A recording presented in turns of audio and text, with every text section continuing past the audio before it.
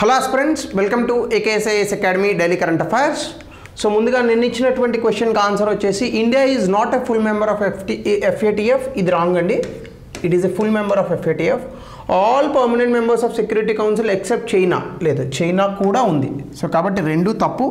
So answer is neither one not true. So before we go to the session, announcement UPSC admissions for 2026 alage November batch in 2025. So atlagane if you are looking for group 1 and group 2 both Telangana and Andhra Pradesh in both languages of Telugu and English, meer kinda number ki call cheste they'll give you all the details. Inka ee roju topic vachesi a very interesting topic of 8th pay commission. 8th pay commission ni formal ga cabinet approve chesindi, prime minister approve chesaru. So దీనికి terms of reference కూడా ఇచ్చారు. 18 నెలల్లో ఇది report ఇవ్వాలి అని కూడా చెప్పారు, point చేశారు. సో అట్లానే ఇది 18 నెలల్లో రిపోర్ట్ ఇస్తుందని చెప్పారు. అయితే 1 జనవరి 2026 నుంచి ఈ పే కమిషన్ రికమెండేషన్స్ ఇంప్లిమెంట్ చేస్తామన్నారు.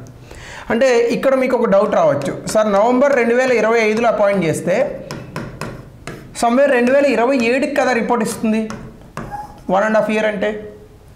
అయితే మరి జనవరి 2026ని ఎట్లా ఇంప్లిమెంట్ చేస్తారు అంటే ఎరియర్స్ ఇస్తారు. అంటే ఆ పర్టికులర్ 1 yearకి ఏవైతే ఎరియర్స్ ఉన్నాయో పెరిగినటువంటి శాలరీని ఎరియర్స్ రూపంలో ఇస్తారనమాట. సో అది ఇక్కడ మనం గుర్తుపెట్టుకోవాలి. అయితే ఈ పే కమిషన్ ఏం చేస్తుంది, సెంట్రల్ గవర్నమెంట్ ఎంప్లాయీస్ అట్లాగే పెన్షనర్స్, అంటే కేంద్ర ప్రభుత్వం నుంచి జీతభత్యాలు తీసుకుంటున్నటువంటి ప్రభుత్వ ఉద్యోగులు, పెన్షన్ తీసుకుంటున్నటువంటి ఉద్యోగులు ఎవరైతే ఉన్నారో వాళ్ళకి జీతాలు, పెన్షన్లు, సర్వీస్ కండిషన్స్ వీటిని రివ్యూ చేస్తుంది. సో దీనికి సంబంధించి 8th పే కమిషన్ని ఇప్పుడు అపాయింట్ చేశారు. So already 7th pay commission గతంలో ఒకసారి జనరల్గా మనకి పే కమిషన్స్ అనేవి వస్తూ ఉంటాయి. అంటే మనకి పెరుగుతున్న ఖర్చులకు అనుగుణంగా శాలరీస్ అవి కూడా మన పెరుగుతున్నటువంటి ఆర్థిక వ్యవస్థని వీటిని అనుసరించి సాధారణంగా జీతాలు అనేటటువంటి పెంచుతారు. సో ద్రవ్యోల్బణాన్ని కూడా ఇందులోకి లెక్కల్లోకి తీసుకుంటారు. అయితే అసలు సాధారణంగా పే కమిషన్ అంటే ఏంటి, ఇక్కడ నుంచి ప్రారంభిద్దాం. మెయిన్ ఏం ఏంటంటే శాలరీస్, అంటే ప్రభుత్వ ఉద్యోగులకి ఇచ్చేటటువంటి జీతభత్యాలు ఏవైతే ఉన్నాయో ప్రస్తుత ఆర్థిక పరిస్థితులకు అనుగుణంగా ఉన్నాయా లేదా, జీతభత్యాలు ప్రస్తుత ఆర్థిక పరిస్థితులకి అనుగుణంగా ఉన్నాయా లేదా, అలాగే ప్రభుత్వ ఉద్యోగాలు చేస్తున్నటువంటి వ్యక్తులకు జీవన నాణ్యత అనేటటువంటిది ఇచ్చే దిశగా ఆ యొక్క జీతాలు పనికొస్తున్నాయా లేదా. అంటే ప్రభుత్వ ఉద్యోగం చేసేటటువంటి వ్యక్తికి జీతభత్యాలు కనుక సరిగ్గా లేకపోతే, ఆ ప్రభుత్వ ఉద్యోగం వల్ల అతనికి కనుక యూజ్ ఎక్కువగా లేకపోతే ఏం చేస్తాడు, అప్పుడు లంచాలు తీసుకోవడానికి అలవాటు పడే అవకాశం ఉంది. కొంతమంది జీతభత్యాలు కరెక్ట్గా వచ్చినా కూడా తీసుకుంటారు, that's a secondary thing. But జనరల్గా మనకి జీతభత్యాలు అనేటటువంటివి సరిపోవాలి. ఎందుకంటే మనం బేసిక్ ఎమ్యూనిటీస్ ఆఫ్ లైఫ్, జీవితంలో మన మనుగడకు కావాల్సినటువంటి బేసిక్ ఎమ్యూనిటీస్ ఉంటాయి, అంటే సాధారణమైనటువంటి అవసరాలు. ఈ అవసరాలకు అనుగుణంగానే మనకి జీతభత్యాలు ఉండాలి. సో ఇందులో ఫిట్మెంట్ ఫ్యాక్టర్ అనేటటువంటి ఒక అంశాన్ని చెప్తారు. ఫిట్మెంట్ ఫ్యాక్టర్ అంటే ఇప్పుడున్నటువంటి జీతభత్యాన్ని ఎంతతో మల్టిప్లై చేయాలి, అది 2.28గా నిర్ధారించనున్నారు. సో దీని ద్వారానే మనకి శాలరీ రివిజన్ అనేటటువంటి చేస్తారు. సో ఈ ఫిట్మెంట్ ఫ్యాక్టర్ని అనుసరించి కనుక మనం చూస్తే కనీస జీతభత్యాలు మినిమం వేజెస్ 34% కనిష్టంగా పెరిగేటటువంటి అవకాశం ఉంది, గరిష్టంగా ఇంకా ఎక్కువ పెరగచ్చు అని చెప్తున్నారు. సో ఆ రకంగా మనం దీన్ని చూడాలి. సో అయితే ఇందులోనే డియర్నెస్ అలవెన్స్, అంటే మనకి పెరుగుతున్నటువంటి ఖర్చులను అనుసరించి దీన్ని కూడా పెంచుతారు. ఇది 70% వరకు ఉండొచ్చు అని చెప్తున్నారు. దీన్ని బేసిక్ పే క్యాలిక్యులేషన్స్లో కలిపి చాలా అద్భుతమైనటువంటి జీతభత్యాలను ఇచ్చేటటువంటి పరిస్థితి ఉన్నది. సో ఇక్కడ పెన్షనర్లు, కేంద్ర ప్రభుత్వంలో ఉన్నటువంటి ఉద్యోగులు కలిపి దాదాపుగా 1 కోటి మందికి పైగా ఈ పే కమిషన్ రివిజన్ తాలూకా ప్రయోజనాలు, బెనిఫిట్స్ అనేటటువంటివి అందనున్నాయి. అట్లానే పే స్ట్రక్చర్స్ ఏవైతే ఉన్నాయో, అంటే ప్రభుత్వంలో ఉన్నటువంటి డిఫరెంట్ లెవెల్స్ ఆఫ్ పేమెంట్స్, ఒక 13 ఎన్నో ఉంటాయి, ఇంకా ఎక్కువే కూడా ఉంటాయి. సో ఇలా డిఫరెంట్ లెవెల్స్ ఆఫ్ పేమెంట్స్ ఏవైతే ఉన్నాయో వాటినన్నింటినీ కూడా ఈ 8th పే కమిషన్ అనేటటువంటిది రివైజ్ చేస్తుంది. అయితే సాధారణంగా కేంద్ర ప్రభుత్వం రివైజ్ చేసినటువంటి 8th పే కమిషన్ అనుసరించి రాష్ట్ర ప్రభుత్వాలు కూడా చేస్తాయి. కొన్ని సంపన్న రాష్ట్రాలు అంతకన్నా ఎక్కువ జీతభత్యాలు ఇస్తాయి. నార్మల్గా ఉన్నటువంటి రాష్ట్రాలు నార్మల్గా ఈ పే కమిషన్నే ఆధారంగా చేసుకొని జీతభత్యాలు పెంచుతూ ఉంటాయి. సో ఇప్పుడు 8th పే కమిషన్ తాలూకా ఓవర్వ్యూ కనుక మనం చూస్తే, ఇదిగో department of personal and training implementation authority అవుతుంది. అంటే సాధారణంగా ఈ యొక్క 8th పే కమిషన్ రిపోర్టు ఇచ్చిన తర్వాత ఇది ఫినాన్స్ మినిస్ట్రీకి వెళ్తుంది. ఫినాన్స్ మినిస్ట్రీతో గ్రూప్ ఆఫ్ సెక్రటరీస్ ఉంటారు. వీళ్ళు దీన్ని పూర్తి స్థాయిలో చూసి ఈ రికమెండేషన్స్ని ఆచరణలో పెట్టాలా లేదా అనేటటువంటిది ప్రభుత్వానికి విన్నవిస్తారు.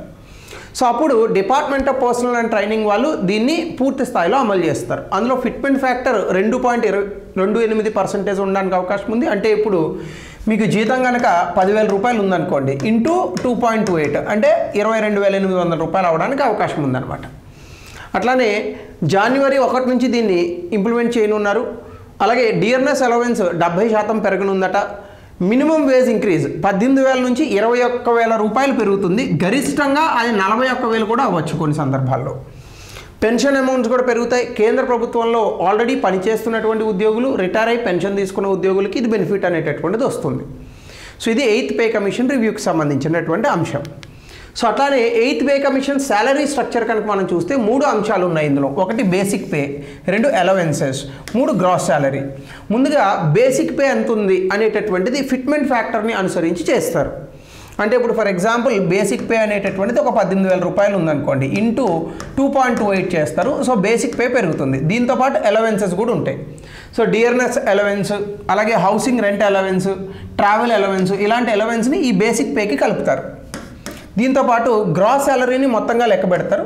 అందులో నుంచి మళ్ళీ టీడీఎస్ డిడక్ట్ చేసి నెట్ శాలరీ అనేటటువంటి దాన్ని అందిస్తారు. సో ఈ రకంగా శాలరీ క్యాలిక్యులేషన్ అనేటటువంటి జరుగుతుంది 8th పే కమిషన్ తర్వాత. సో అట్లానే మనం గతంలో ఉన్నటువంటి పే కమిషన్స్ని కనుక చూస్తే, ఫస్ట్ పే కమిషన్ వచ్చేసి మనకి Raghubir Singh simplified pay structure ఇచ్చారు. దాని తర్వాత 1970లో 2వ పే కమిషన్ వచ్చింది ఘోష్ నేతృత్వంలో. తర్వాత 1979లో కేవలం 9 సంవత్సరాలకే పే కమిషన్ వచ్చింది. తర్వాత మళ్ళీ 4th పే కమిషన్ వచ్చింది. ఇదే వ్యక్తి ఆర్ఎస్ ఘోష్ 2 సార్లు ఉన్నారు పే కమిషన్లో. తర్వాత జస్టిస్ రత్నవేల్ పాండ్యన్, అప్పటి నుంచి జస్టిస్ని మనం వేస్తున్నాం. ఇప్పుడు పే స్కేల్స్ని 51 to 34 రెడ్యూస్ చేశారు. అంటే 51 పే స్కేల్ ఉండేవి, దాన్ని 34 పే స్కేల్స్కి తగ్గించారు. దాని తర్వాత 6వ పే కమిషన్ అందరికీ తెలిసిందే, బిఎన్ శ్రీకృష్ణ గారి కమిటీ. అప్పుడు ఆంధ్ర తెలంగాణకి మధ్య ఈ రీఆర్గనైజేషన్ వచ్చినప్పుడు వేసినటువంటి కమిటీలో కూడా ఈయన ఉంటారు. సో ఇప్పుడు 7th పే కమిషన్ ద్వారా మనకి మినిమం పే అనేటటువంటిది 18,000కి వచ్చింది. ఇప్పుడు 8th పే కమిషన్ ఇందాక చెప్పినట్టుగా రంజనా ప్రకాష్ ఆయన్ని ఈ యొక్క pay commission 8th pay commission చైర్మన్గా తీసుకొచ్చారు. దాంతోపాటు ఇంకొక ఆయన ప్రకాష్ జైన్ అని కూడా ఎవరు ఉన్నారు. సో ఇట్లా 2-3 మెంబర్స్ని అయితే అపాయింట్ చేసింది ప్రభుత్వం. సో ఇప్పుడు పెన్షన్ రివిజన్ ఎట్లా ఉంటుంది అంటే, 8th పే కమిషన్ ఈ బెనిఫిట్ని కేవలం జీతభత్యాలు తీసుకునే వ్యక్తులు కాదు, పెన్షన్దారులకు కూడా ఇస్తుంది. 7th పే కమిషన్లో మినిమం పెన్షన్ 9,000 రూపాయలు ఉంది. ఇప్పుడు ఇంటూ 2.28 చేసి అది 20,500కి పెరిగేటటువంటి అవకాశం ఉంది. సో కాబట్టి పెన్షన్దారులకు కూడా ఇది శుభవార్త.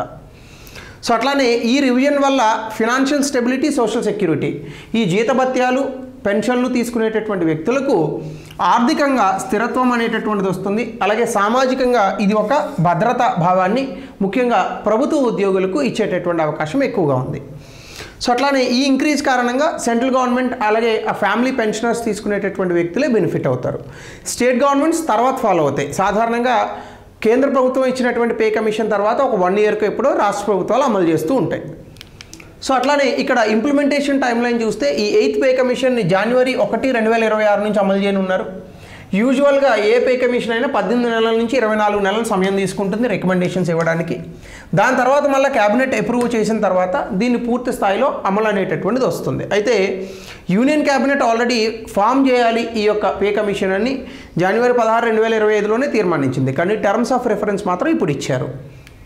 అట్లానే రికమెండేషన్స్ కేంద్ర ప్రభుత్వంలో ఉన్నటువంటి ఎంప్లాయీస్కి అప్లై చేస్తారు. తర్వాత రాష్ట్ర ప్రభుత్వాలు దాన్ని ఆమోదించాలా లేదా దాన్ని ఏమైనా మార్పులు చేర్పులు చేయాలని తర్వాత ఆలోచించుకుంటాయి.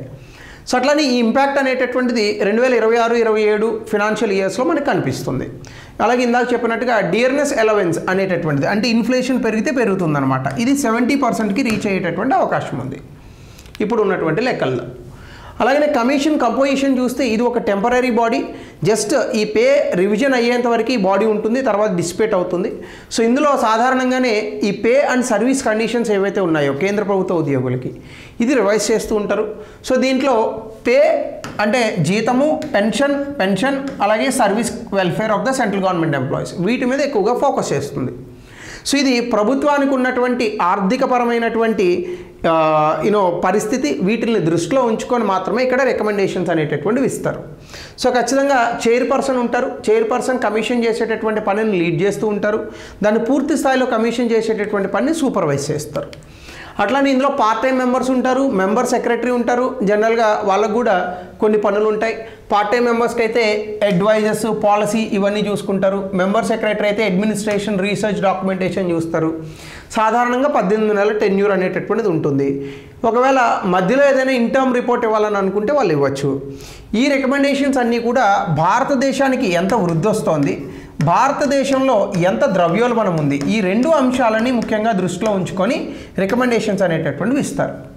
అలాగే ఈ రికమెండేషన్స్ ద్వారా కేంద్ర రాష్ట్ర ప్రభుత్వాల పైన పడేటటువంటి ఒత్తిడిని కూడా దృష్టిలో ఉంచుకొని మాత్రమే ఇక్కడ సిఫార్సులు అనేటటువంటివి ఇవ్వడం జరుగుతుంది.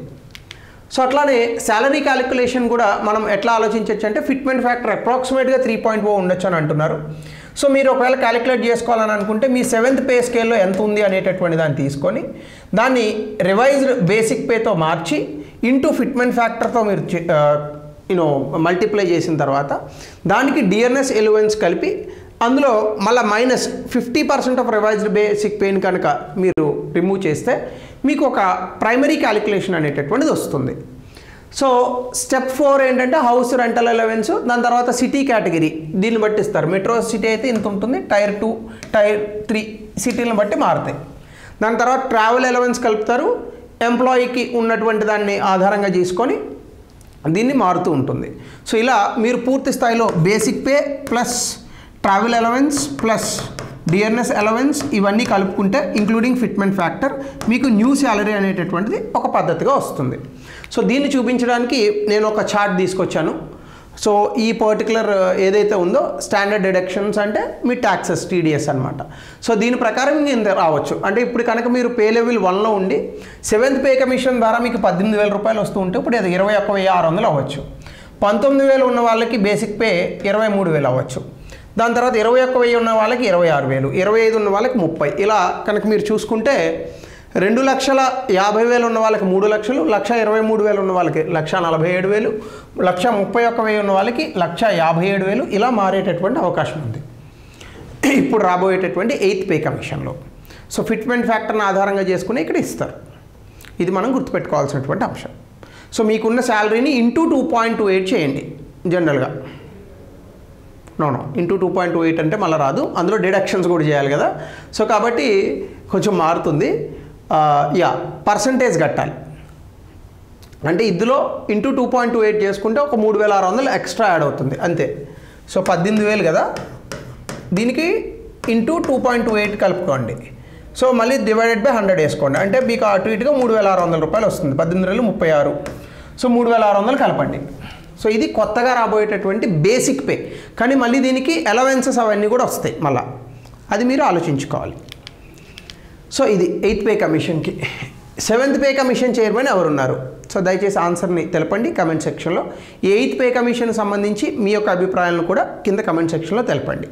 సో మీ బేసిక్ పే ఈ క్యాలిక్యులేషన్ కొంచెం కాంప్లెక్స్గా ఉంటుంది. నేను కొంచెం ఫాస్ట్గా ఇక్కడ చూపించాను. కొంచెం జాగ్రత్తగా చేసుకుంటే మనకి క్యాలిక్యులేషన్ వస్తుంది. So critically examine the implications and objectives of the 8th pay commission in balancing the government employees welfare with fiscal prudence. So దీన్ని మీరు 200 wordsలో రోజు రాసే విధంగా రాయండి. సో ఇది 8th పే కమిషన్ తాలూకా వివరాలు. So thank you. రేపటి క్లాస్లో కలుద్దాం.